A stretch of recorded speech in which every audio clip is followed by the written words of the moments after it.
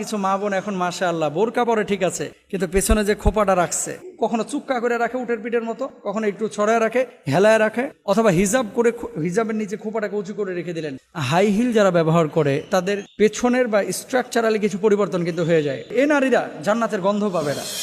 সহিহ মুসলিমের মধ্যে আলোচনা আসছে 2128 নম্বর হাদিসটা আমরা শুনি। আন আবি হুরায়রা রাদিয়াল্লাহু তাআলা আনহু ক্বালা রাসূলুল্লাহ সাল্লাল্লাহু আলাইহি ওয়াসাল্লাম সিনফান মিন আহলিন নারি লাম আরাহুমা কওমুন মাহুম সিয়াতুন কাআজনাবিল বাকরি ইয়াদরিবুনা বিহান নাস ওয়া নিসাউন কাসিয়াতুন আরিয়াতুন মুমিলাতুন মাইলাতুন রুউসুহুন্না কাআসনিমাতিল বুখতিল মাইলা লা ইয়াদখুলনাল জান্নাহ ওয়ালা ইয়াজিদনা রিয়াহাহা ওয়া